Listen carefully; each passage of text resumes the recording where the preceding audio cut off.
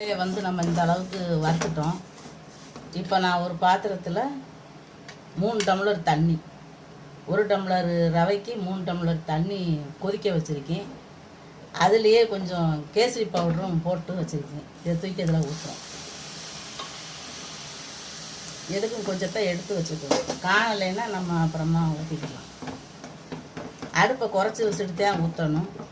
நம்ம கொதி தண்ணியவும் சூடான ரவையில் தூக்கி ஊற்றும் போது மேலே வந்து தெரிச்சிடும். அதனால் நம்ம அடுப்பை குறைச்சி வச்சுக்கிட்டு கிண்டிக்கிட்டு இருக்கோம்.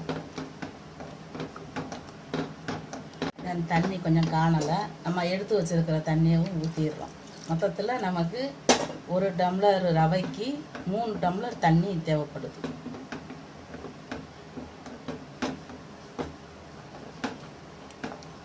இப்போ நம்ம அதை கிண்டிகிட்டு இருக்கும்போது நம்ம வீட்டிலையே செஞ்சு வச்ச குட்டி விழி போடுறோம். இதை வந்து நான் வீட்டிலையே செஞ்சு வச்சுருந்தது. அதை நம்ம போட்டோம்னா கேசரி வந்து நல்லா கலராக தெரியும். இதை நம்ம அப்படி வெந்துக்கிட்டு இருக்கும்போதே போட்டுறணும்.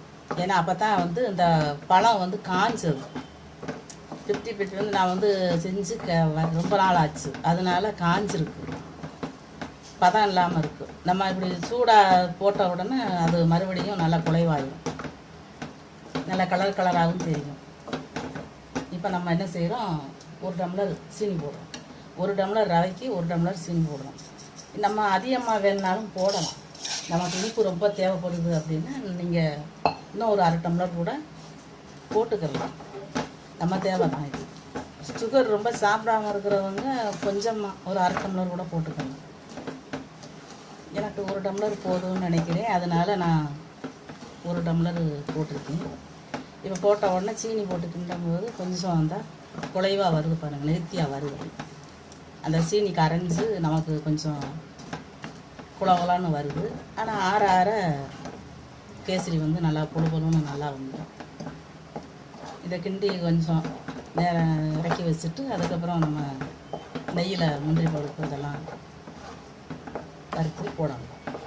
இப்போ வந்து என்ன பண்ணுறோம், முந்திரி பருப்பு வறுக்கிறதுக்காக நெய் ஊற்றுறோம். நெய் வந்து நான் 50 ஊற்றுறேன். 50 நெய் ஊற்றுறேன். 50 ரீஃபண்ட் ஆயில் ஊற்றுறேன். எப்பயுமே வந்து நமக்கு ஃபுல் நெய் ஊற்றி செய்யணும்னு அவசியம் இல்லை. சில பேர்த்துக்கு வந்து நெய் ரொம்ப சாப்பிட்டாலும் சேராது. அதனால் நமக்கு ரீஃபண்ட் ஆயில் கொஞ்சம் ஊற்றி, இது பாதி அது பாதியும் ஊற்றலாம். டால்டா இருந்தாலும் டால்டா போடலாம். நான் டால்டா போடலை, ரீஃபண்ட் ஆயிலும் நெய்யும் ஊற்றிருக்கேன். இது கொஞ்சம் வெந்த உடனே நம்ம இதெல்லாம் உருகி வரவும் முந்திரி பருப்பு போடணும். முந்திரி பருப்பு போட்டு அதை நம்ம தூக்கி கிண்டி வச்சுருக்கிற கேசரியில் ஊற்றி அது இறக்கும் போது தான் நம்ம ஏலக்காய் பொடி போடணும். ஃபஸ்ட்லேயே ஏலக்காய் பொடி போடக்கூடாது. இப்போ நெய் உருகிடுச்சு. இதை நம்ம கொஞ்சம் நேரம் வேகணும். கரெக்டாக வந்துடுச்சு பார்த்தீங்களா? இந்த அளவு இப்படி வந்துடும். 1 டம்ளர் ரவைக்கு 3 டம்ளர் தண்ணி ஊற்றுனதுனால நம்ம தண்ணி கொஞ்சம் கம்மியாக ஊற்றினோம்னா இன்னும் கொஞ்சம் பொழுன்னு இருக்கும். காய ரொம்ப கெட்டியாகி ஆறின உடனே இப்போ நான் நெய்யில் வறுத்து வச்ச முந்திரி பருப்பை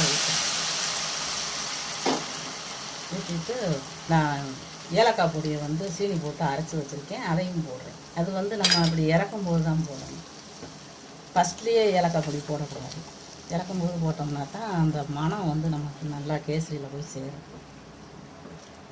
இனிப்பு வந்து நான் 1 டம்ளர் தான் போட்டிருக்கேன். கம்மியாக இருக்கிற மாதிரி தெரியலாம், நான் ரொம்ப போடலை, கம்மியாக போட்டிருக்கேன். அடுப்பை வந்து நம்ம குறைச்சி வச்சுக்கிட்டு தான் அந்த நெய்யை ஊற்றணும்.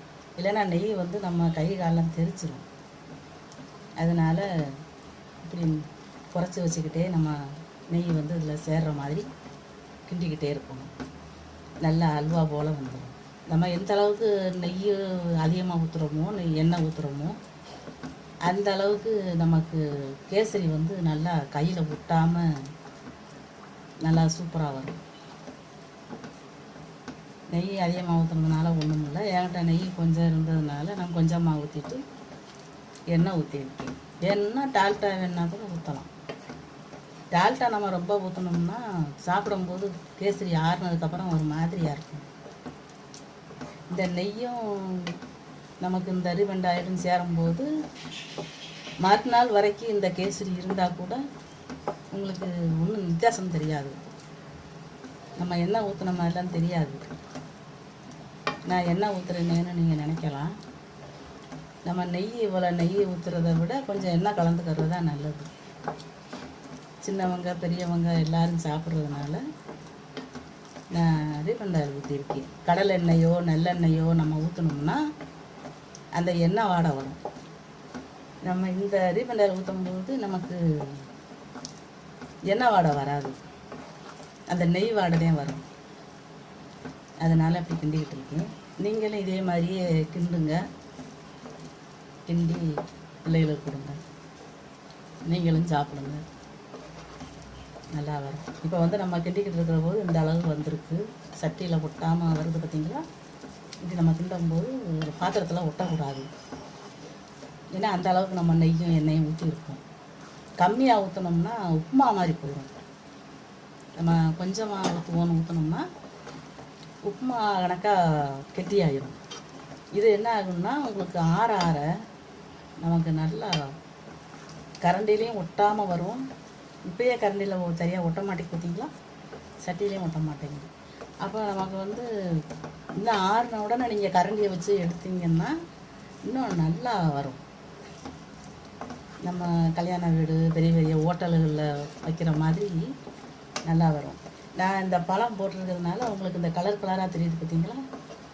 இது நமக்கு சாப்பிடும்போது அது நமக்கு மெல்லுபடும். அப்போ நமக்கு அது ஒரு மாதிரி நல்லாயிருக்கும். சின்ன பிள்ளைங்களுக்கும் இந்த கலரை பார்த்தாலே கேசரி சாப்பிடணும் போல் தோணும். கிண்டியாச்சு, இறக்க போகிறேன், அடுப்பை ஆஃப் பண்ணிடுறேன். வேலை முடிஞ்சிச்சு. நீங்களும் இதே மாதிரி கிண்டி சாப்பிட்டு பாருங்கள்.